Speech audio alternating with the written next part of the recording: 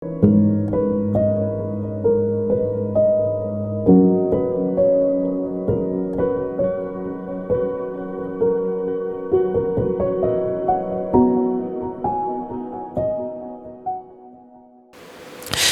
அருமையானவர்களே, இந்த வேளையிலே இந்த உலகத்தில் 3 விதமான மக்கள் கூட்டம் இருக்கிறதை நம்ம வேதத்திலே பார்க்க முடிகிறது. ஒருவேளை ஏராளமான ஜனக்கூட்டம் இருக்கிறார்கள். நம்ம இந்தியாவில் நீங்கள் பார்த்தீங்கன்னா 3000க்கு மேலே பீப்புள் குரூப்ஸ் இருக்கிறதாக சொல்லுகிறார்கள். அந்த 3000க்கு மேலே இருக்கிற அந்த பீப்புள் குரூப் இன மக்களில் ஒரு 2000 மக்களுக்கு, 2000 இன மக்களுக்கு அல்லது பீப்புள் குரூப்ஸுக்கு இன்னும் சுவிசேஷம் போகலை. அதை பற்றி சொல்ல வரலன்னா, தங்களுடைய மனநிலையிலே 3 விதமான மக்கள் அல்லது தங்களுடைய குணாதிசயங்களின் அடிப்படையில், மனிதனுடைய குணாதிசயத்தின் அடிப்படையில் 3 விதமான மக்கள் இருக்கிறதை நம்ம வேதத்திலே பார்க்க முடிகிறது. அவர்கள் அந்த 3 விதமான மக்கள் கூட்டத்தை பற்றி சில இன்ட்ரோடக்ஷன் கொடுத்துட்டு, ஆவிக்குரிய விதத்தில் ஆவிக்குரியவர்களாகிய நமக்கு என்ன சத்தியம் அதிலிருந்து நாம் கற்றுக்கொள்ள போகிறோம் என்கிற காரியத்தை வேதத்தின் வெளிச்சத்தில் உங்களோடு கூட நான் பகிர்ந்து கொள்ள போகிறேன். அருமையான தேவனுடைய பிள்ளைகளே, அதற்கு ஆதாரமாக நான் வாசிக்க வேண்டிய ஒரு பகுதி 1 கொரிந்தியர் 2ஆம் அதிகாரம் 14ஆம் வசனம். ஜென்ம சுபாவமான மனுஷனோ தேவனுடைய ஆவிக்குரியவைகளை ஏற்றுக்கொள்ளான், அவைகள் அவனுக்கு பைத்தியமாக தோன்றும், அவைகள் ஆவிக்கேற்ற பிரகாரமாய் ஆராய்ந்து நிதானிக்கப்படுகிறவைகளானதால் அவைகளை அறியவும் மாட்டான் என்று சொல்லுகிறது. அருமையான தேவனுடைய பிள்ளைகளே, இதில் ஒரு வார்த்தை ஜென்ம சுபாவமான மனுஷனோ. ஜென்ம சுபாவமான மனுஷர்களுடைய கூட்டம் இந்த உலகத்தில் கோடி கோடியான கூட்டங்கள் இருக்கிறது. ஜென்ம சுபாவம், ஜென்ம சுபாவம். பல நேரங்களில் நம்ம கிறிஸ்தவர்களே சொல்லுவோம், என்ன இருந்தாலும் அவன் ஜென்ம சுபாவம் மாறாது அப்படின்னு சொல்லுவோம். ஆனால் ஒருவன் கிறிஸ்துவுக்குள் இருந்தால் அவனுடைய ஜென்ம சுபாவம் கண்டிப்பாக மாற்றப்பட்டிருக்க வேண்டும். ஜென்ம சுபாவம் ஒரு கிறிஸ்தவனுடைய வாழ்க்கையில் மாற்றப்படலைன்னா அவனுடைய ரட்சிப்புக்குள்ள ஏதோ ஒரு ப்ராப்ளம் இருக்குது. அவன் சரியான விதத்தில் ஆண்டவருடைய ரட்சிப்பை அவன் பெறவில்லை என்றுதான் அர்த்தம். அந்த ரட்சிப்பில் சந்தேகம் இருக்கிறது. ஒருவேளை மதம் மாறி இருக்கலாம், தன்னுடைய பெயரை மாற்றி இருக்கலாம், குணம் மாறலனா, அந்த ஜென்ம சுபாவம் மாறலனா, இந்த ஜென்ம சுபாவம் உள்ள மனிதர்கள் குறித்து பைபிள் நிறைய காரியங்கள் சொல்லப்பட்டிருக்கிறது. இந்த ஜென்ம சுபாவமான மக்கள் தேவனுடைய பார்வையில் ஒரு பூஜ்யம் தான். பூஜ்யத்துக்கு வேல்யூ இருக்கா இல்லையா? இல்லை. அந்த பூஜ்யம் தனியாக இருக்கும் பொழுது அதுக்கு வேல்யூவே கிடையாது. ஆனால் ஒரு ஜென்ம சுபாவமுள்ள மனிதன், பூஜ்யம் போல இருக்கிற ஒரு மனிதன், தன்னை உருவாக்கின தேவனை தனக்கு முன்பதாக அவன் நிறுத்தும் பொழுது அவனுடைய மதிப்பு பல மடங்கு உயருகிறது. ஒரு பூஜ்யம், அதற்கு முன்பதாக ஒரு ஒன்றை நம்ம எழுதணும்னா அது எப்படி மாறிடும்? 10ஆக மாறும். திருப்பி இன்னொரு பூஜ்யம் சேர்த்தா 100ஆக மாறும். இன்னொரு பூஜ்யம் சேர்த்தா 1000, இன்னொரு பூஜ்யம் சேர்த்தா 10,000. அப்படி அதனுடைய மதிப்பு பெருகி கொண்டே போகும். ஒரு வசனத்தை வாசிக்கலாம். லேவியராகமம் 26ஆம் அதிகாரம் 8ஆம் வசனம். லேவியராகமம் 26:8. உங்களில் 5 பேர் 100 பேரை துரத்துவார்கள். உங்களில் 100 பேர் 10,000 பேரை துரத்துவார்கள். ஹல்லேலூயா. 5 பேர். ஒருவேளை இங்க கணக்குல புலிகளாக இருக்கிறவர்கள், கணக்கு ரொம்ப பிடிக்கும் அப்படின்னு சொன்னா ஒரு சின்ன மேத்தமெட்டிக்ஸ் போட்டு பாருங்க உங்க மனசுக்குள்ள. 5 பேர் 100 பேரை துரத்த முடியும் என்றால் ஒரு நபர் எத்தனை பேரை துரத்த முடியும்? 20 பேர். ஒரு நபர் 20 பேரை துரத்துனா 5 பேர் 100 பேரை துரத்தலாம். இப்போ 100 பேர் எத்தனை பேரை துரத்த முடியும்? 2000 பேரை துரத்த முடியும். இது மனுஷனுடைய கணக்கு. ஆனால் தெய்வத்தினுடைய கணக்கை நீங்க பார்த்தீங்கன்னா அது வித்தியாசமாக இருக்கிறது. 10,000 பேர் என்று சொல்லப்பட்டிருக்கிறது. பொதுவாக இந்த வேதம் எழுதின அந்த காலகட்டத்திலே 16,000 என்று எழுதப்பட்டால் அது எண்ணிக்கைக்கு அடங்காதவைகள் என்று அர்த்தம். 1000 10,000 என்று சொல்லுவார்கள். இப்ப நம்ம வாழ்ந்த காலத்தில் நீங்க பாருங்க, நம்ம சின்ன பிள்ளைகளாக இருக்கும் பொழுது லட்சம் என்பது ஒரு பெரிய நம்பர். அதுக்கு மேல தெரியாது இல்லையா? ஆமா, அதுக்கு மேல தெரியாது. லட்சாதிபதி அதுதான் கடைசி. ஆனா அதுக்கு பிறகு குரோர்பதி, கோடி, இன்றைக்கு எவ்வளவு என்னெல்லாமோ வந்துருச்சு இல்லையா? ஆமா. அப்போ வேதம் எழுதப்பட்ட காலத்தில் 16,000 என்பது 16,000 என்பது அல்ல, அது எண்ணிக்கைக்கு அடங்காதவைகள். அப்போ ஒரு ஜென்ம சுபாவமான மனிதன் தன்னை உருவாக்கின தேவனை தன்னுடைய வாழ்க்கையில ஏற்றுக்கொள்ளும் பொழுது அவனுடைய மதிப்பு பல மடங்கு அதிகரிக்கிறது. இதுதான் பைபிள்ல ஒற்றுமை, ஏக சிந்தை, ஒரு மனம், யூனிட்டி. யூனிட்டி இஸ் ஸ்ட்ரென்த் இல்லையா? ஆமா. இதோ சகோதரர் ஒருமித்து வாசம் பண்ணுவது, இணைந்து செயல்படுவது, இதெல்லாம் எவ்வளவு ஒரு ஆவிக்குரிய அர்த்தம் உள்ளவைகள், பலன் உள்ளவைகள். இந்த எறும்பை பாருங்க, ஒரு பொருள் தன்னை காட்டிலும் பல மடங்கு வெயிட் உள்ள ஒரு பொருளை 90 டிகிரி செங்குத்தான ஒரு சுவர்ல தூக்கிட்டு போகுது. எப்படி முடிகிறது? சைடில் 2 எறும்பு அப்படியே ரோல் பண்ணும். மேலே இருந்து ஒரு எறும்பு இழுக்கும், கீழே இருந்து தள்ளும். ஆமா. அப்படி எல்லாமே ஒரே நோக்கத்தோடு கூட செயல்படும் பொழுது தங்களை விட கடினமான ஒரு பொருளை கூட லகுவாக அது செங்குத்தான ஒரு இடத்துல கொண்டு போய் விடுகிறது என்றால், அருமையான தேவனுடைய பிள்ளைகளே, ஆண்டவருடைய பிள்ளைகளாகிய நீங்களும் நானும் ஒற்றுமையாக செயல்படும் பொழுது, ஒரு மனதோடு கூட செயல்படும் பொழுது நம்மளுடைய மதிப்பு கூடிக்கொண்டே போகும். ஒரு குதிரை திறன், ஒரு குதிரையால, உதாரணத்துக்கு சொல்லுகிறேன், ஒரு 2 டன் இழுக்க முடியும் என்றால் 2 குதிரை சேர்ந்து 4 டன் தான் இழுக்க முடியுங்கிறது இல்ல, 10-15 டன் கூட அவரால் இழுக்க முடியும். காரணம் என்ன? 2 பேர் ஒன்றாக இணைகிறார்கள். அந்த 2 பேர் ஒன்றாக ஒரு மனதோடு கூட இணையும் பொழுது அந்த இழுக்கிற சக்தி அதிகரிக்கிறது. இதுதான் வேதத்தினுடைய ரகசியம். 2-3 பேர் ஒருமனப்பட்டு என்று வேதம் சொல்லுகிறது. ஈவன் ஒரு குடும்பத்தில் ஒரு கணவன் மனைவி ஒருமனப்பட்டு ஒரு காரியத்திற்காக ஆண்டோட சமூகத்தில் இருந்தாலே அதனுடைய விளைவு, சக்தி, வல்லமை பெரியது பெரியது. உங்களில் 5 பேர் 100 பேரை துரத்துவீர்கள், உங்களில் 100 பேர் 10,000 பேரை துரத்துவீர்கள். இது ஆண்டவர் வேதத்தில் இஸ்ரவேல் ஜனங்களுக்கு கொடுத்த வாக்குத்தத்தம். இன்றைக்கு நமக்கும் அதுதான்.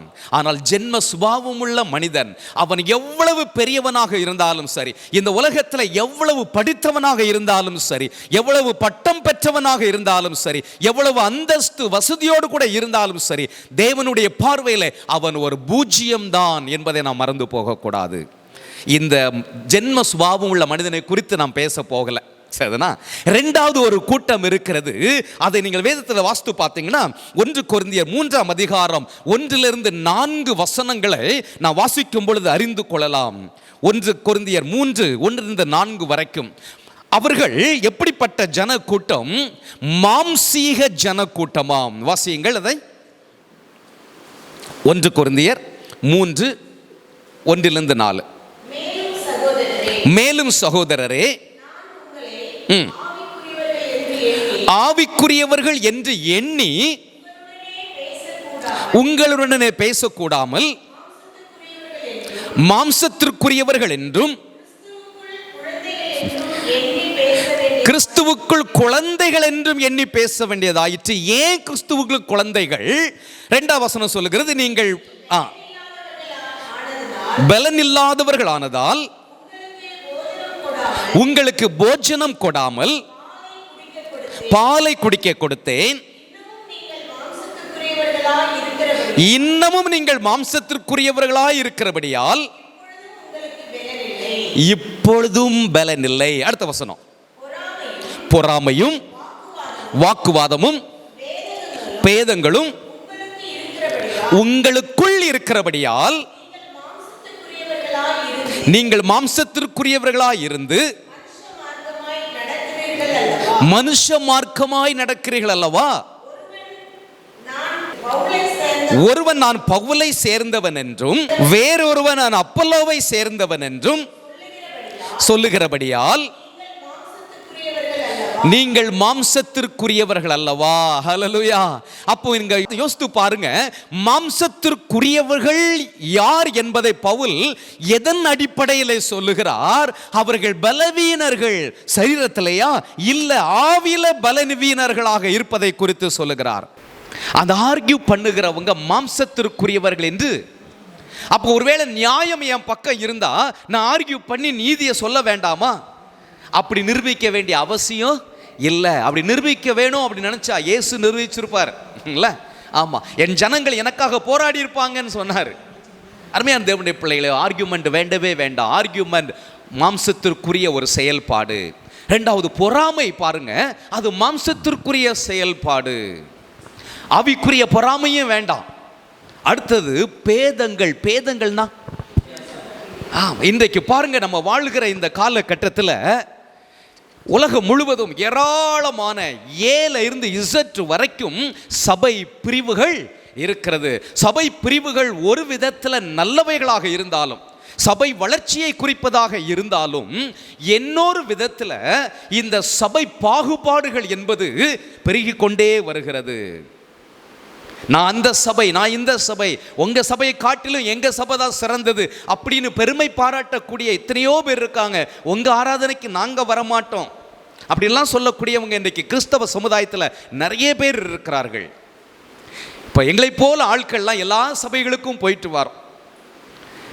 நான் ஆரம்பத்தில் சொன்ன அந்த யூனிடேரியன் சபையெல்லாம் அன்னைக்கு நிறைய பேருக்கு தெரியாது. அப்படி ஒரு சபை இருக்கா அப்படின்னு கேட்பாங்க. ஆமாம் இல்லை, உலகம் முழுவதும் இருக்கிறது யூனிடேரியன் சபை, பிரெஸ்பைட்டேரியன் சபைகள் இருக்கிறது, எஸ்பிசி சபைகள் இருக்கிறது, சிஎம்எஸ் சபைகள் இருக்கிறது, எல்எம்எஸ் சபைகள் இருக்கிறது இல்லை? ஆமாம். ஸோ இந்த எல்லா சபைகளும் கிறிஸ்துவை பின்பற்றுகிற சபைகள். அப்போ நமக்குள்ள ஏன் போராட்டம்? நம்முடைய தேவன் ஒரே ஒரு தேவன், நம்முடைய அப்பா ஒரே ஒரு அப்பா. ஏன் பிள்ளைகளாகி நாம் ஒருத்தருக்கு ஒருத்தர் அடித்துக் கொள்ளுகிறோம்? ஒருத்தருக்கு ஒருத்தர் ஏன் இந்த பிரிவினை? இந்த மார்க்க பேதத்தை தான் பவுல் மாம்சீக செயல்பாடு என்று அவர் சொல்லுகிறார். ஒரு நாளும் நம்ம பொதுவாக நம்ம மனசுக்குள்ள ஒன்று வச்சுக்கணும், இந்த உலகத்தில் இருக்கிற சபை நம்மை பரலோகத்துக்கு கொண்டு போகாது. ஒரு சபையில் 10 பேர் இருக்கிறாங்கன்னா 10 பேரும் ஆண்டவருடைய பிள்ளைகளாக வாழ்ந்தால் அவர்கள் பரலோகத்துக்கு போவாங்களே தவிர, ஒருவேளை ஒரு நபர் ஆண்டவருடைய பிள்ளையாக இல்லாமல் இருந்த அந்த சபைக்குள்ளே இருந்தாலும் போக முடியாது இல்லையா? ஆமாம். ஆகவே அருமையான தேவனுடைய பிள்ளைகளே, மாம்சத்திற்குரிய எந்த ஒரு செயல்பாடுகளும் நமக்குள் இல்லாத அளவுக்கு நாம் பார்த்து கொள்ள வேண்டியது அவசியம். சிலர் நான் அப்பல்லோவை சேர்ந்தவன் என்று சொல்லுகிறார்கள், சிலர் பவுலை சேர்ந்தவர்கள் என்று சொல்லுகிறார்கள். இன்னும் சில இடங்களில் பவுல் எழுதுகிறார், நான் கேபாவை சேர்ந்தவன், நான் கிறிஸ்துவை சேர்ந்தவன். பவுல் எழுதும்போது தொடர்ந்து நீங்கள் வாசித்து பார்த்தீங்கன்னா, பவுல் யார்? அவரே கேட்கிறார், பவுல் யார்? அப்பல்லோ யார்? கர்த்தர் அவனவனுக்கு அருள் அளித்தபடியே நீங்கள் விசுவாசிக்கிறதற்கு ஏதுவாயிருந்த ஊழியக்காரர்கள் தானே. எவ்வளவு அழகா முடிக்கிறார் பாருங்க. இன்னைக்கு எத்தனை ஊழியர்கள் இந்த விசுவாசி ஏன் விசுவாசி, இந்த சபை ஏன் சபை, இந்த ஊழியம் ஏன் ஊழியம் அப்படின்னு சொல்றாங்க. ஊழியம் எந்த மனுஷனுக்குள்ளதும் கிடையாது. ஏதோ ஒரு பெயர் இந்த உலகத்திற்காக, உலகத்தினுடைய சட்டத்திட்டங்களுக்காக நம்ம வைத்திருக்கிறோம். காஸ்பல் ஸ்பார்க் மினிஸ்ட்ரீஸ் என்பது இந்த ஜேம்ஸுக்குரிய ஊழியம் அல்ல. இந்த ஊழியம் தேவனுக்குள்ள ஊழியம்.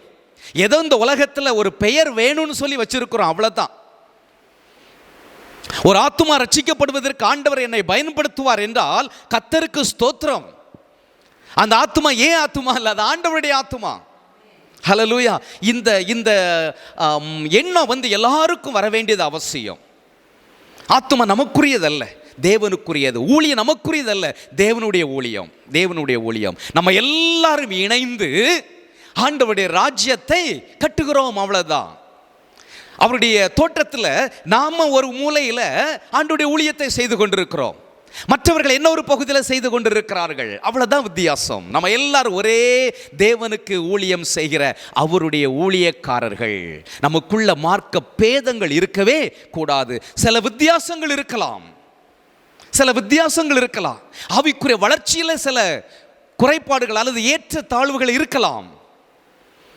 ஆனால் அதற்காக நம்ம அந்த மார்க்க பேதங்களுக்குள்ளாக போகக்கூடாது. நம்ம எல்லாரும் ஒரே சகோதர சகோதரிகள், ஒரே இரத்தத்தால் கழுவப்பட்ட அவருடைய பிள்ளைகள். இந்த மாம்சீகமான கூட்டத்தை குறித்து கூட நான் இப்போ பேச போகலை. கடைசி இன்னொரு கூட்டம் இருக்கிறது, ஆவிக்குரிய கூட்டம். ஹல்லேலூயா. இப்போ உங்க மனசுல தோணும், ஐயோ நான்லாம் ஆவிக்குரிய கூட்டம். இன்னைக்கு நம்ம பல வார்த்தைகள் கேள்விப்படுகிறோம். சிலர் கேட்பாங்க, நீங்க எந்த சபைக்கு போறீங்க? இந்த சபை, அது ஆவிக்குரிய சபையா? ஆவிக்குரிய சபை, ஆவி இல்லாத சபை என்பதை எதை வைத்து நாம் தீர்மானிக்கிறோம்? யோசித்து பாருங்க. கொஞ்சம் நல்லா கைத்தட்டுறதை வைத்து தீர்மானிக்கிறோமா, அல்லது அந்நிய பாஷை பேசுவதை வைத்து தீர்மானிக்கிறோமா, தீர்க்க தரிசனம் உரைக்கப்படுவதை வைத்து தீர்மானிக்கிறோமா, ஊழியம் செய்வதை குறித்து தீர்மானிக்கிறோமா? எதை வைத்து ஆவிக்குரிய சபை என்று நாம் தீர்மானிக்கிறோம்? ஆவிக்குரிய சபை, ஆவிக்குரிய சபை அல்லாத சபை அப்படி என்று வேதத்தில் எங்கேயாவது இருக்கிறதா? இல்லை. இதெல்லாம் மனிதன் ஏற்படுத்தி வைத்த சில நியதிகள், அவ்வளோதான், வேற ஒன்றுமே இல்லை. நம்மளா ஏற்படுத்திக்கிற சில காரியங்கள். பொதுவாகவே இந்த சபை சரித்திரத்தை நீங்க பார்த்தீங்கன்னா நமக்கு நாமே பேர் வைத்துக் கொள்வது இல்லை. இப்போ தான் ஊழியங்களுக்கு நம்ம பேர் வைத்துக் கொள்கிறோம். ஆனால் சபை சரித்திரத்தை நீங்கள் பார்த்தீங்கன்னா கத்தோலிக்க சபையிலிருந்து மார்ட்டின் லூத்தர் சில கோரிக்கைகளை முன்வைத்து, சில ஆவிக்குரிய அடிப்படைகளை முன்வைத்து, இதெல்லாம் இங்கே இல்லை என்று சொல்லி அவர் போராடி அங்கிருந்து வெளியே வந்ததுனால அவர் புராட்டஸ்டன்ட் என்று பெயர் வைக்கவில்லை. யார் அந்த பெயர் வைத்தா? கத்தோலிக்கர்கள் புராட்டஸ்டன்ட் என்று பெயர் வைத்தார்கள், இல்லை? ஆமாம். அப்புறம் அதில் இருந்து அப்படியே ஊழியங்கள் வளரும் பொழுது இந்த லூத்தரை பின்பற்றினதுனால அவர்கள் லுத்தரன்ஸ் என்று பெயர் மற்றவர்களால் வைக்கப்பட்டது. அங்கிருந்து இன்னும் சில குரூப் பிரிந்தார்கள்.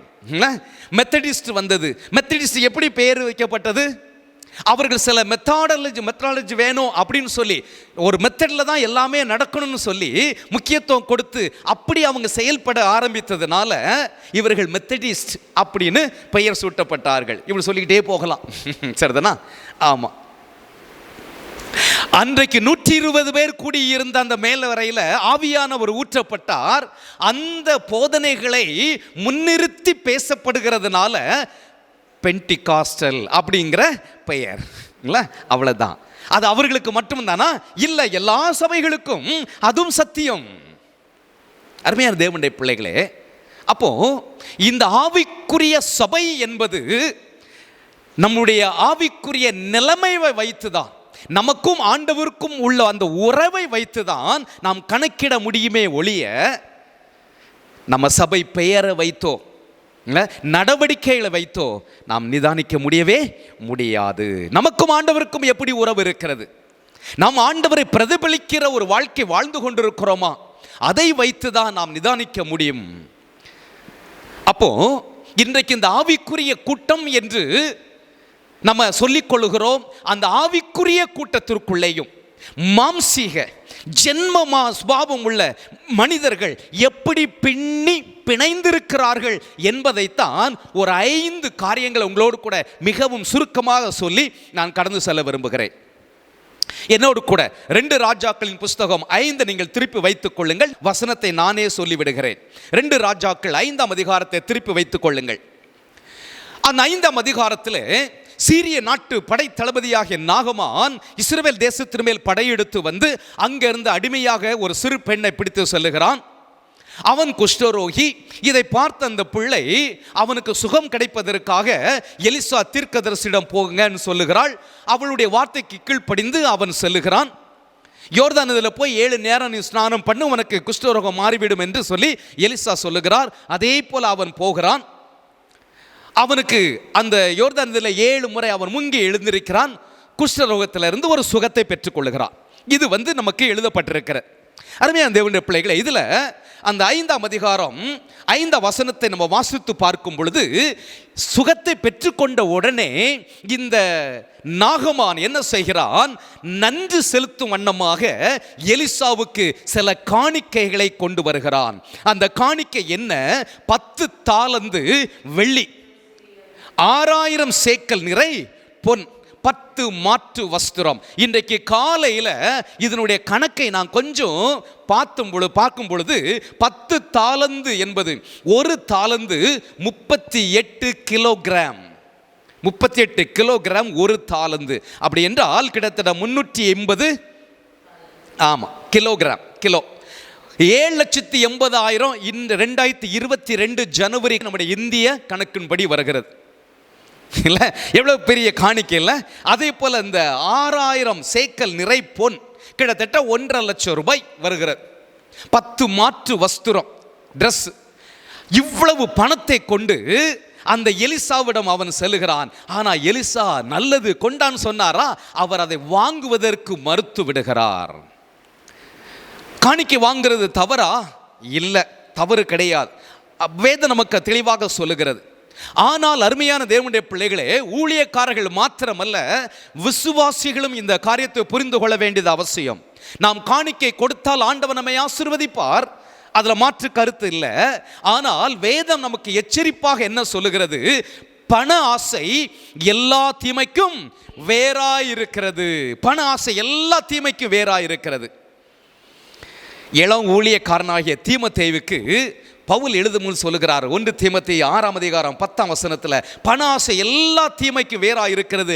சிலர் அதை இச்சித்து விசுவாசத்தை விட்டு விலகி இல்லை. நல்லா வாசிங்க, வழுகி போனார்கள். விலகி போனார்னா மாற்று பாதையில் செல்வது. ஆனால் வழுவி போனாருங்கன்னா நமக்கு டிக்ஷனரியில் இல்லாத ஒரு வார்த்தை, குண்டக்க மண்டக்க விழுறது. எப்படி போய் எங்க கொண்டு தள்ளுன்னு தெரியாது. அப்படி தள்ளும் பொழுது எப்படி விழுந்து அடிபடும் தெரியாது. அப்படி ஒரு விசுவாச சறுக்கு அவருடைய வாழ்க்கையில வந்துவிடும். பணம் அவசியமா? நிச்சயமாக அவசியம். நம்முடைய வாழ்க்கையில பணம் இல்லைன்னா நல்ல காரியமும் செய்ய முடியாது, கெட்ட காரியமும் செய்ய முடியாது. பணம் அவசியம்தான். ஆனால் பண ஆசை நம்முடைய வாழ்க்கையில இருக்கவே கூடாது. இன்னைக்கு மாம்சீகமான கூட்டத்திற்குள்ள இந்த ஆவிக்குரிய கூட்டம் சேர்ந்து இருப்பது இந்த பண ஆசை. எப்படி நம்ம அடையாளம் கண்டுகொள்ள முடியும்? ரொம்ப கடினம் தான்.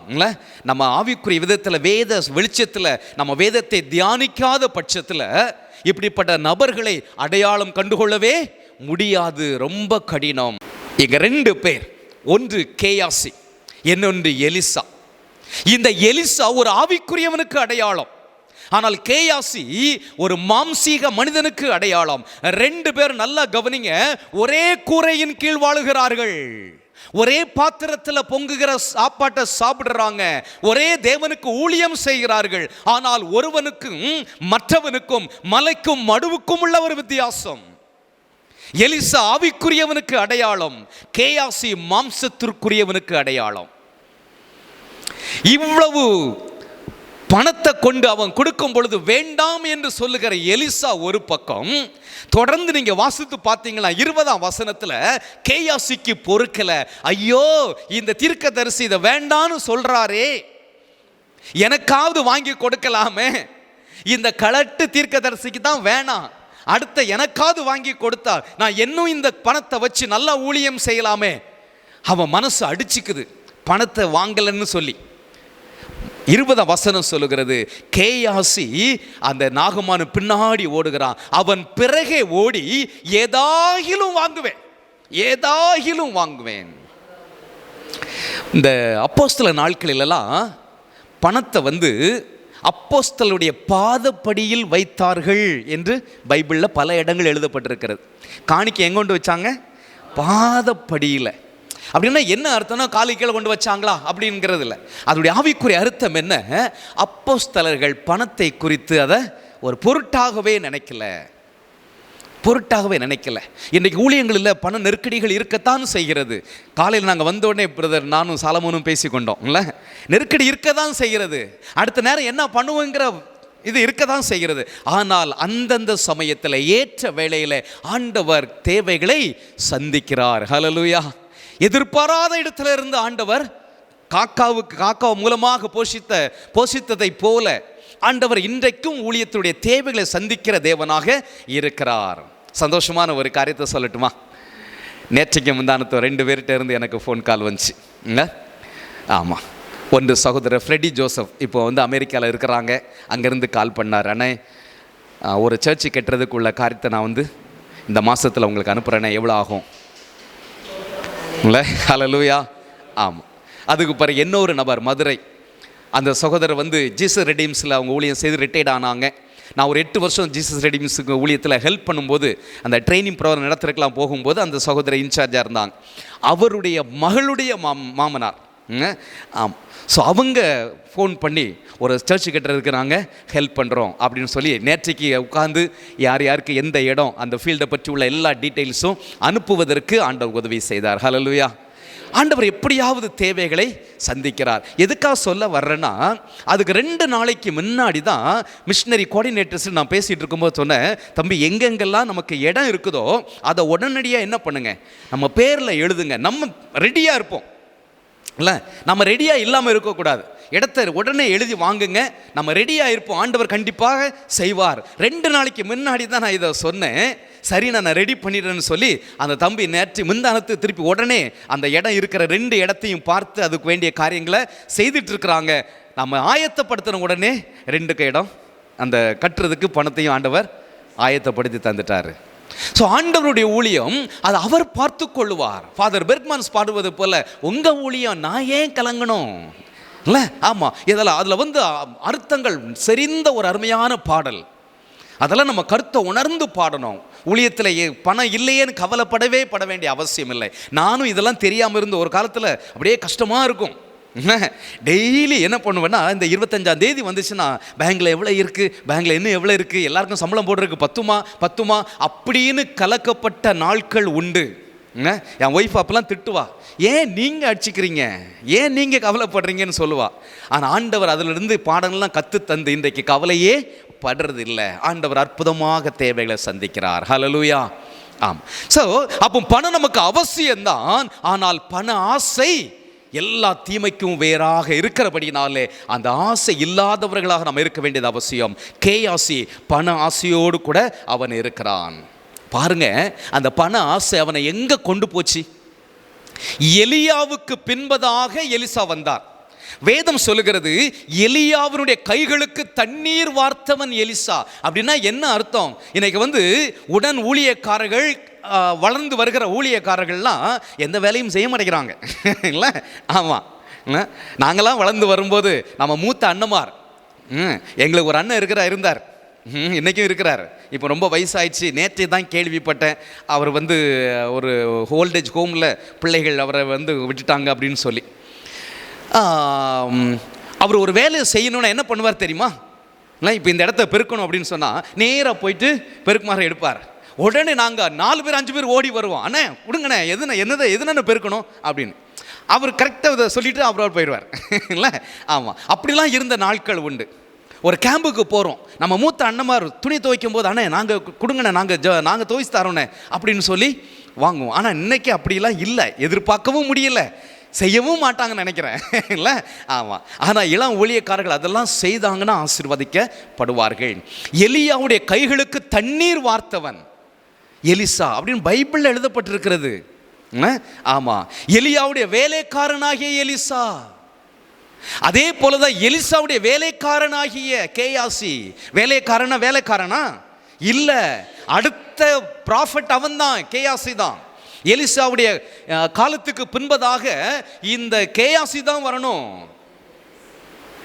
எலியா எங்கெல்லாம் போனாரோ பின்னாடி ஒட்டிக்கிட்டு, ஒட்டு புல்லு போல பின்னாடி போனானே எலிசா இல்ல? ஆமா. இன்னைக்கு உங்க எஜமானி உன்னிடம் இருந்து எடுத்துக்கொள்ளப்பட போகிறார், உனக்கு தெரியுமா? அது தெரியும், சும்மா இருங்க. ஆனா நான் பின்னாடி போவேன் இல்ல?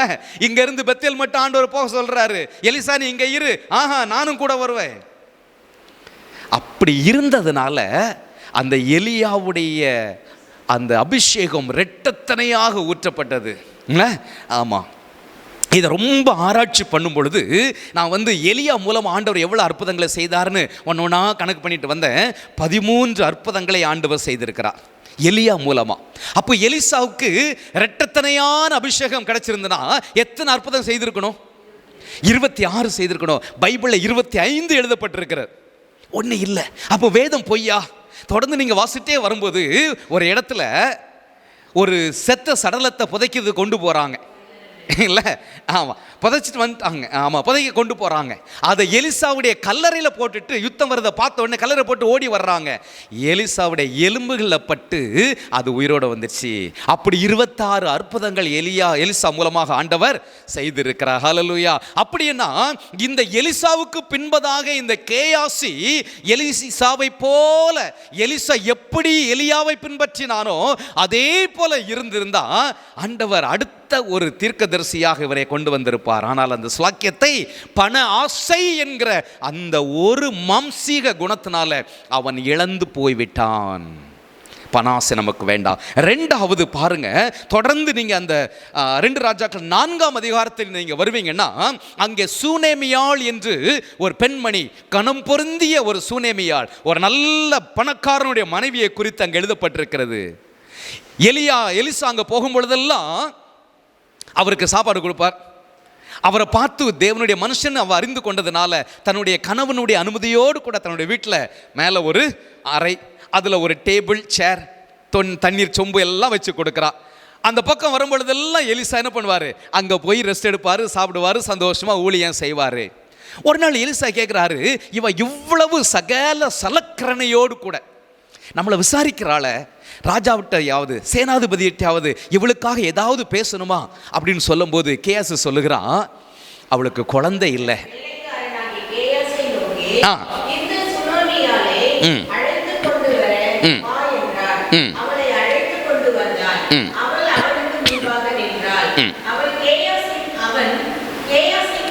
பார்த்து சலக்கரணையோடு, நல்ல ஒரு தமிழ் அது.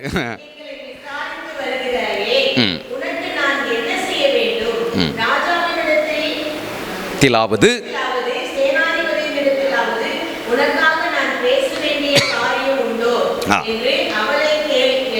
சரி, போதும். தொடர்ந்து நீங்க வாஸ்து பார்த்தீங்கன்னா இப்ப கேயாசி சொல்ற அவருக்கு குழந்தை இல்லை என்று சொல்லுகிறார். அப்போ இந்த எலிசா சொல்லுகிறாரு, ஒரு உற்பத்தி கால திட்டத்தில் நீ ஒரு குமாரனை அணைத்து கொண்டிருப்பாய், ஒரு பிராண உற்பத்தி கால திட்டத்தில் ஒரு குமாரனை அணைத்து கொண்டிருப்பாய் என்று சொன்ன உடனே அவருடைய பதில் என்ன? அவிசுவாச அறிக்கை போல தெரியும்.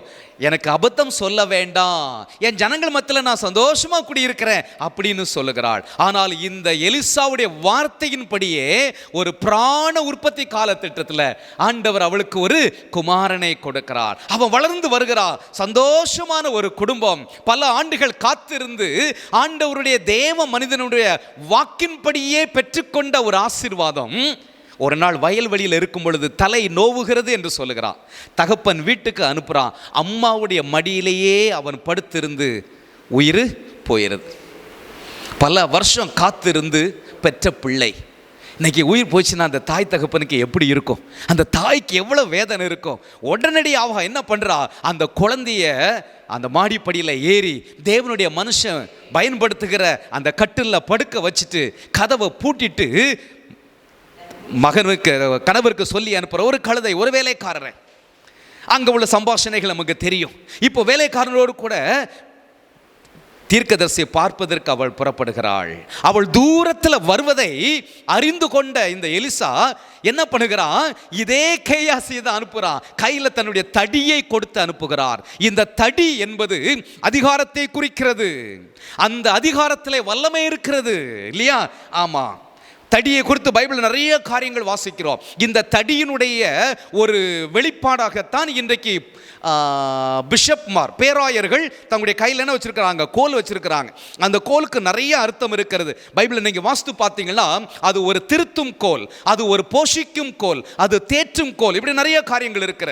அதனால தான் தடியை வைத்திருக்கிறாங்க. அதை கொடுத்து அனுப்புகிறான். அந்த பிள்ளையுடைய முகத்தில் வை, நீ போகும்போது யார்கிட்டையும் பேசாத, யாரும் பேசினாலும் பதில் சொல்லாத அப்படின்னு சொல்லி இந்த கேயாசி நேரா போகிறான். நேரா ஓடி போகிறான். அவட்ட போய் கேட்குறான், அம்மா உன் புருஷன் சுகமாக இருக்கிறானா, நீ சுகமாக இருக்கிறியா, அந்த பிள்ளை பர்டிகுலர் அந்த பிள்ளை சுகமாக இருக்கிறதா? அதுக்கு இவ என்ன பதில் சொல்கிறா பார்த்தீங்களா? அவள் ஒன்றுமே எல்லாம் சுகந்தான், எல்லாம் சுகந்தான் என்று சொல்லுகிறாள். இந்த கேயாசியை ஏறிட்டு கூட பார்க்கவில்லை அவள். அவன் மேல நம்பிக்கை இல்லை. நல்லா கவனிங்க, ஒரு ஆவிக்குரிய மனிதன் பிறருடைய நம்பிக்கையை அவன் பெற்றிருப்பான். ஆனால் மாம்சத்திற்குரியவனோ சீக்கிரமாக வெளுத்து விடுவான். நம்பிக்கைக்குரியவனே போல நடிக்கலாம், ஆனால் அந்த நடிப்பு ஒரு நாள் வெளுத்து விடும். அவன் நம்பிக்கையற்றவனாக மாறிவிடுவான். ஹல்லேலூயா. இன்னைக்கு மற்றவர்கள் நம்ம நம்ப முடியுமா? இவங்கிட்ட நான் ப்ரேயர் பாயிண்ட்ஸ் நடத்தும் போது சீக்கிரட்டை மற்றவங்கிட்ட சொல்லாதீங்கன்னு சொன்னேன் இல்லை. இன்னைக்கு நம்மை நம்பி சில பிள்ளைகள் நல்ல ஸ்கூல் மீட்டிங்கில் கேம்பில் வாலிப பிள்ளைகள் சொல்லுவாங்க, நம்மளை நம்பி அவங்க பெற்றோர்களிடம் ஏன் தங்களுடைய க்ளோஸ் ஃப்ரெண்ட்ஸ்கிட்ட பகிர்ந்து கொள்ள முடியாத காரியத்தை கூட நம்மகிட்ட சொல்லுவாங்க. அதை போய் மற்றவங்கிட்ட சொல்லலாமா? நம்ம சொல்லவே கூடாது. நம்பிக்கைக்குரியவளாக நம்ம வாழ வேண்டியது அவசியம். இந்த கேயாசியை சுனேமியால் நம்பவே இல்லை. அவன் நேர ஓடி வந்து அவனை எலிசாவை பற்றி கொள்கிறாள். நான் என்னைக்காவது ஒரு குழந்தை கேட்டது உண்டா? அன்றைக்கே அபத்தம் சொல்ல வேண்டாம் என்று நான் சொல்லவில்லையா என்று சொல்லி அவள் பாதத்தில் விழுந்து கிடக்கிறா. இந்த நேரம் கேயாசி வருகிறா. பிள்ளை விழிக்கவில்லை என்று அவன் சொல்லுகிறான். மூணாவது ஒரு காரியம், மாம்சத்திற்குரியவன் தோல்வி உடையவன். ஆவிக்குரிய வெற்றி அவனால் பெற்றுக்கொள்ளவே முடியாது. ஆனால் ஆவிக்குரியவனோ வெற்றி உடையவன். இவன் தோல்வி, கையில் அதிகாரம் இருக்கிறது. இன்றைக்கு ஒருவேளை ஒரு ஊழிய ஸ்தாபனத்திலேயோ சபைகளிலேயோ பொறுப்புகள் கொடுக்கப்பட்டிருக்கும் பொழுது அவர்களுக்குள்ள அதிகாரம் இருக்கலாம். ஆனால் அந்த அதிகாரத்தை வைத்து தேவனுடைய செயல்களை ஒன்றையும் சாதிக்கவே முடியாது. அவர்கள் மாம்சத்திற்குரியவர்களாக இருந்தால், ஆனால் ஆவிக்குரியவர்களாக இருந்தால் ஆண்டவர் கொடுத்திருக்கிற அந்த அதிகாரத்தை வைத்து அவர்களால் பெரிய காரியங்களை செய்யலாம். இன்றைக்கு ஆண்டவர் நமக்கு அதிகாரம் தந்திருக்கிறார். வியாதியின் மேல் அதிகாரம் தந்திருக்கிறார், பிசாசின் மேல் அதிகாரம் தந்திருக்கிறார், வறுமையின் மேல் அதிகாரம் தந்திருக்கிறார், சாபத்தின் மேல் அதிகாரம் தந்திருக்கிறார். அதை நாம் பயன்படுத்த வேண்டும். அதை பயன்படுத்தும் பொழுது எப்போ வெற்றி கிடைக்கும்? நம்ம ஆவிக்குரியவராக இருக்கும் பொழுது அந்த அதிகாரத்தை பயன்படுத்தினால் சாபத்திலிருந்து விடுதலையை ஜனங்கள் பெற்றுக்கொள்வார்கள், வியாதியிலிருந்து விடுதலையை பெற்றுக்கொள்வார்கள். இப்போ எலிசா புறப்படுகிறான். அவன் நேர போறான். போயிச்சு என்ன பண்ணுகிறான் பாருங்க. 34ஆம் வசனத்தை வாசிக்க வேண்டாம். அந்த 34ஆம் வசனத்தில் அவன் உள்ள போயிட்டு பிள்ளையினுடைய வாயின் மேலும் அந்த பிள்ளையுடைய கண்கள் மேலும் தன்னுடைய உள்ளங்கைகள், அந்த குழந்தையினுடைய உள்ளங்கை, கொஞ்சம் கற்பனை பண்ணி பாருங்களேன். ஒரு குழந்தை இல்லை, ஒரு குழந்தை, அந்த குழந்தைக்கு மேலே இவ்வளோ பெரிய ஒரு மனிதன் எப்படி அந்த உள்ளங்கையை வச்சு, நான் இதை எப்படி தியானிக்கிறேன் தெரியுமா? தன்னுடைய சரீரத்தை அவன் அந்த பிள்ளையோட சைஸுக்கு ஒடுக்குகிறான் இல்லை? ஆமாம். ஆவிக்குரியவன் மற்றவருடைய தேவையில் அக்கறையாக இருப்பான். மற்றவங்க கஷ்டப்படுறாங்கன்னா அதை இவனால் சகிக்க முடியாது. மற்றவங்க தேவையோடு கூட இருக்கிறாங்கன்னா அந்த தேவையை சந்திப்பதற்கு ஏதாவது செய்யலாமா என்று சொல்லி முயற்சி பண்ணுவான். ஆனால் மாம்சத்திற்குரியவன் என்ன சொல்லுவான் தெரியுமா? ஜெபம் பண்ணலாம் பிரதர். பைபிளில் ஆண்டவர் சொல்கிறார், பசியோடு ஒருத்த வந்திருக்கும்போது நீ சமாதானத்தோடு உன் வீட்டுக்கு போ அப்படின்னு அனுப்பாதன்னு சொல்கிறார். அவன் பசி ஆறுவதற்கு ஏதாவது கொடு இல்லை. ஆனால் இன்னைக்கு ஊழியக்காரர்களை எங்களுக்கு எஸ்கேபிசம் நிறையா இருக்குது. என்ன ஒரு பிரச்சனையோடு கூட வந்தாலும் ஜெபம் பண்ணும் பிரதர் இல்லை. ஆமாம், அவருடைய தேவைகளை சந்திப்பதற்கு நம்ம எதையாவது ஒரு முயற்சி எடுக்கிறோமா? எனக்கு தெரிந்த ஒரு சகோதரி இருக்கிறாங்க. மிஷனரி ஊழியத்திற்கு ஏதாவது செய்யணும்னு சொல்லி ஆசை, ஆனால் சம்பளம் ரொம்ப கம்மி. அவங்க வீட்டில் இருந்து ரயில்வே ஸ்டேஷனுக்கு போனால் டிக்கெட், மினிமம் டிக்கெட், அதுக்கு அவங்க என்ன பண்ணிடுவாங்கன்னா ஒரு 10 நிமிஷத்துக்கு முன்னாடியே கிளம்பி நடந்து போயிடுவாங்க. 2 ட்ரெயின் மாறணும். அம்பத்தூரில் ட்ரெயின் ஏறு, சென்ட்ரல் திருப்பி பார்க்குக்கு பார்க்கிலேருந்து சென்ட் தாமஸ் மவுண்டுக்கு வரணும். சென்ட் தாமஸ் மவுண்ட்லேருந்து அவங்களுடைய ஆஃபீஸுக்கு போகிறதுக்கு அடுத்தது ஒரு பஸ்ஸு 2 ஸ்டாப், அது மினிமம் சார்ஜ். அப்படி போனால் ஆஃபீஸுக்கு போயிடலாம். அங்கேயும் அந்த 2 ஸ்டாப்பிங் என்ன பண்ணுவாங்க, நடப்பாங்க. அதே போல் மீண்டும் வீட்டுக்கு போகும்பொழுது அதே போல் இந்த பணத்தை, இந்த டிக்கெட்டுக்கு கொடுக்கக்கூடிய இந்த பணத்தை அவங்க நடந்து போகிறதுனால உண்டி பாக்ஸில் சேர்த்து வச்சு ஊழியங்களுக்கு, மிஷினரி ஊழியத்துக்கு செய்வாங்களாம். ஹல்லேலூயா. ஆமாம், தியாகத்தோடு செய்கிற காரியம். இருப்பதிலிருந்து கொடுப்பது ஒன்று, இல்லாத ஒரு சூழ்நிலைகளிலும் தனக்கு கஷ்டம் இருந்தாலும் தன்னுடைய தேவையை சுருக்கி கொண்டு அல்லது தன்னுடைய மாம்சத்தை கொஞ்சம் வருத்துவதற்கு ஒப்பு கொடுத்து அந்த பணத்தை கூட கொடுக்குறவங்க இன்னைக்கு நிறைய பேர் இருக்கிறாங்க. எனக்கு ஒரு நாள் ஒரு சகோதரர் அடிக்கடி ஃபோன் பண்ணுவார். எனக்கு அவர் ஃபோன் பண்ண அவர்கிட்ட பேசுகிறதுக்கு கஷ்டமாக இருக்கும். ஏன் அப்படின்னா அவர் பேசுவது எனக்கு புரியாது, கொஞ்சம் தெளிவு இருக்காது. அதனால் என்ன அவர் சொல்கிறாரு, நான் என்ன பதில் சொல்லணுன்னே எனக்கு தெரியாது. அதனால் அதிகமாக அவர் பேசினார்னா அப்படியா ஓகே நன்றி தேங்க்யூ அப்படின்னே சொல்லிகிட்டே இருப்பான். அவர் சொல்கிறது நமக்கு புரியாது. ரொம்ப கூர்ந்து கவனிச்சா தான் புரியும். ஸோ அவருடைய பேச்சில் அப்படிப்பட்ட ஒரு சூழ்நிலை. ஒரு நாள் எனக்கு ஃபோன் பண்ணுறாரு. அப்போ உண்டின்னு சொல்லிகிட்டே இருக்கிறார். என்ன பிரதர் என்ன சொல்கிறீங்க அப்படின்னு சொன்னால், இல்லை நான் ஒரு நாளைக்கு 8 டீ குடிப்பேன். இல்லை, ஆமாம், அவர் அடுப்பில் வேலை செய்கிற சமையல்காரர். 8 டீ குடிப்பேன். இப்போது 4 டீ கட் பண்ணிட்டேன். 4 டீ கட் பண்ணதுனால 40 ரூபா ஒரு நாளைக்கு மிச்சம். அந்த 40 ரூபாயை நான் ஒரு இடத்துல சேவ் பண்ணிகிட்டே, ஒரு உண்டி பாக்ஸ் வாங்கி சேவ் பண்ணிகிட்டே வந்தேன். இப்போ அது இருக்குது, நான் எடுத்து அனுப்பட்டுமான்னு கேட்டார். அனுப்புங்கன்னு சொன்னேன். 4700 ரூபாட்ட இருந்துச்சு. ஹல்லேலூயா. எவ்வளோ ஒரு சாக்ரிஃபிஷியல் லைஃப் இல்லை? ஆமாம். இன்னைக்கு ஒருவேளை இங்கே இருக்கிற சிலருக்கு தெரியும், இந்த லெந்து நாட்களில் சுய வெறுப்பு உண்டி தான் அதுக்கு பேரே. எல்லாம் சுய வெறுப்பு உண்டி. நிறைய பேர் ஷேவ் பண்ண மாட்டாங்க அந்த நாட்களில். அந்த ஷேவ் பண்ணுற பணத்தை என்ன பண்ணுவாங்க, அதில் போட்டு வைப்பாங்க. இந்த 40 நாட்கள் நான் வெஜிடேரியன் சாப்பிட மாட்டாங்க. அந்த நான் வெஜிடேரியன் எடுக்கக்கூடிய அந்த பணத்தை அந்த உண்டி பாக்ஸில் சேர்த்து வைப்பாங்க. தங்களை அலங்கரிக்க மாட்டாங்க, பூ வைக்க மாட்டாங்க. சில சபைகளில் நம்ம குறை சொல்கிறோம்ல, ஆவிக்குரிய சபை இல்லை அப்படின்னு சொல்லி, ஆனால் பூ வைக்க மாட்டாங்க. அந்த பூ வாங்கக்கூடிய செலவை உண்டி பாக்ஸில் சேர்த்து வைப்பாங்க. இதெல்லாம் எவ்வளோ ஒரு சாக்ரிஃபிஷியல் லைஃப். இதெல்லாம் நல்ல ஒரு முன் மாதிரி நம்ம எடுத்துக்கொள்ளலாம். சுய வெறுப்பு உண்டி பாக்ஸ். இங்க பாருங்க, இந்த எலிசா தன்னுடைய சரீரத்தை அந்த பிள்ளையுடைய சரீரத்துக்கு ஏற்றதை போல என்ன பண்றான், சுருக்கி கொள்ளுகிறான். தொடர்ந்து நீங்க வாசித்து பார்த்தீங்கன்னா அந்த பிள்ளை தும்மி 7 தரம் தும்மிச்சு, அனல் கொண்டது.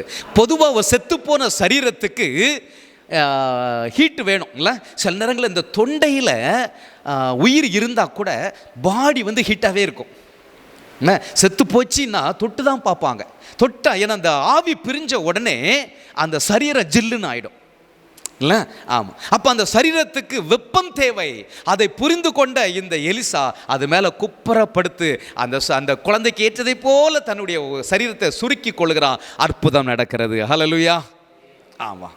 அப்போ ஆவிக்குரியவன் தன்னுடைய தேவைகளை முன்னிறுத்தாமல் மற்றவருடைய தேவைக்கு ஏற்றதை போல தன்னுடைய தேவையை சுருக்கி கொள்ளுகிறவன் தான் ஒரு ஆவிக்குரியவன். மற்றவருடைய நலனிலே அக்கறை உள்ளவன், மற்றவருடைய தேவையை சந்திப்பதிலே அக்கறை உள்ளவன், பாரம் எடுத்துக் கொள்ளக்கூடியவன். கடைசியாக ஒன்று சொல்லி முடிக்கிறேன். ஆதியாகமம் 8ஆம் அதிகாரம் 7-8 வசனத்தை யாராவது வாசிக்கலாம். ஆதியாகமம் 8-7 வசனம் 8ஆம் வசனமும். ஒரு காகத்தை வெளியே விட்டான்.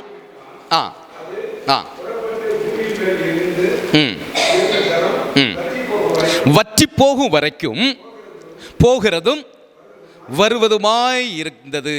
பின்பு பூமியின் மேல் ஜலம் குறைந்து போயிற்றோ என்று அறியும்படி ஒரு புறாவை தன்னிடத்திலிருந்து வெளியே விட்டான்.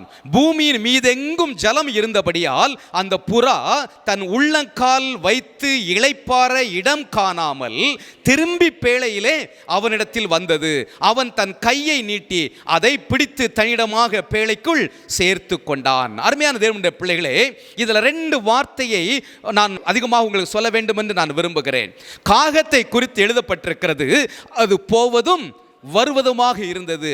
இந்த புறாவை குறித்து எழுதப்பட்டிருக்கிறது, அது பூமி முழுவதும் தண்ணீர் நிறைந்திருந்ததினாலே உள்ளங்கால் வைத்து இளைப்பாறுவதற்கு இடம் காணாமல் பேழைக்குள்ள வந்துச்சு. இந்த காக்காவுடைய சுபாவம் என்ன? ஒரு புறாவுடைய சுபாவம் என்ன? ஒரு காக்கா தொடர்ச்சியாக பறக்காது. இங்கிருந்து சூனு துரத்துனீங்கன்னா கான்னு சொல்லி 10 அடி தள்ளி போய் உட்காந்துக்கும்.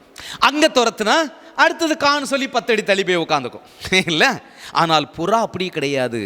புறா இப்போ நம்ம நாட்டில் இருக்கிற புறா வந்து பறக்கக்கூடியதான், ஆனால் எப்படி எவ்வளோ தூரம் பறக்குன்னு தெரியாது. ஆனால் சில புறா ஜாதிகள் இருக்கிறது, கண்டம் விட்டு கண்டம் தாவக்கூடிய புறாக்கள். சூழ்நிலைக்கு ஏற்றதை போல, அந்த சீதோஷ்ண நிலைக்கு ஏற்றதை போல ஒரு நாட்டை விட்டு இன்னொரு நாட்டுக்கு போகக்கூடிய புறா வகைகள்லாம் இருக்கிறது. அப்படி ஒருவேளை இளைப்பாற வேண்டும் என்றாலும் தாம் பறக்கும் பொழுது தன்னுடைய நாட்டில் இருந்து ஒரு சின்ன குச்சியை கையில் எடுத்துட்டு போயிடுமா. எங்கேயாவது இளைப்பாறணும்னா அந்த கடல் கடந்து வரும் பொழுது அந்த தண்ணிகளை வச்சுட்டு அந்த குச்சி மேலே ஏறி உட்காந்துக்கும். கொஞ்ச நேரம் இளைப்பாறிட்டு அது பறக்குமா. ஒரு புறா பல மைல் தூரம் ஒரே நேரத்தில் பறக்கக்கூடியது. யோசித்து பாருங்க, 10 அடி பறந்து உட்காரக்கூடிய ஒரு காக்காவிற்கு எங்கேயோ உட்கார்ந்து போயிட்டு வருவதற்கு இடம் இருக்கிறது. முழு உலகத்திலேயும் தண்ணீர் இல்லை, ஆமா, எங்கேயும் இடம் இல்லை, எல்லா மலைகளும் மேலையும் தண்ணீர். அப்படிப்பட்ட சூழ்நிலையில் இந்த காக்காவுக்கு மாத்திரம் எங்கேயோ இடம் இருக்க போயிட்டு வருகிறது. ஆனால் ஒரே நேரத்தில் கிலோமீட்டர் கணக்காக பறக்கக்கூடிய ஒரு சுபாவம் படைத்த புறாவுக்கு உள்ளங்கால் வைத்து இளைப்பாறுவதற்கு இடம் இல்லையாம். அருமையான தேவனுடைய பிள்ளைகளே, வீட்டில் ஒரு எலி அடித்து வெளியே போட்டுட்டிங்கன்னு வைங்களேன், செத்த எலியை வெளியே போட்டிங்கன்னா புறா தின்ன வருமா காக்கா தின்ன வருமா?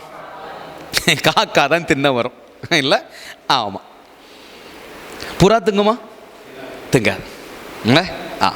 இந்த காகம் ஒரு மாம்சத்திற்குரியவனுக்கு அடையாளம், ஒரு புறா ஆவிக்குரிய மனிதனுக்கு அடையாளம். ஹல்லேலூயா. இந்த முழு உலகமும் ஜலத்தினால் அழிக்கப்பட்டதுனால மிருகங்கள், மனிதர்கள், பறவைகள், பெரிய பெரிய விலங்குகள் ஜலத்தினாலே மாண்டு போயிட்டு அந்த டெட் பாடி இல்லை அது வந்து தண்ணில மேலே மிதக்குது. இந்த காக்காவை வெளியே விட்டார் இல்லையா நோவா, இது போயிட்டு நல்லா சாப்பிட்டுட்டு உள்ள வந்துடுது. அதுக்கு பிறகு நோவா அனுப்ப வேண்டிய அவசியமே இல்லை. இதுக்கு பசி எடுத்த உடனே இது என்ன பண்ணிடும், வெளியே போகும், நல்ல மாம்சத்தை சாப்பிட்டுட்டு திருப்தியாக உள்ள வந்துடும். சரிதானா? ஆமாம், மாம்சத்து மேலே உட்காந்து சாப்பிட்டு வந்துடும். ஆனால் புறாவுக்கு உள்ளங்கால் வைத்து இளைப்பாற இடம் இல்லையே. இது ஒரு செத்த சடலத்தின் மேலே உட்காராது. புறாவுடைய சுபாவத்தை பார்த்தீங்கன்னா அசிங்கத்தின் மேலே உட்காராது. நம்ம வீட்டில் வளர்க்குற புறா கூட நம்ம சத்தமாக பேசுனா உடனே என்ன பண்ணும், கட்ட கட்ட கட்ட கட்டு ரக்கையை அடிக்கும். அதுக்கு அந்த நாய்ஸே பிடிக்காது. ஏன்னா அதனால தான் புறாவை வந்து பரிசுத்த ஆவியானவருக்கு ஒப்பிடப்பட்டிருக்கு. மென்மையான ஆவியானவருக்கு புறாவை ஒப்பிடப்பட்டிருக்கிறது. கபடற்ற சுபாவம் உள்ளது புறா. அசிங்கத்தில் உட்காராது, அசிங்கத்தை சாப்பிடாது.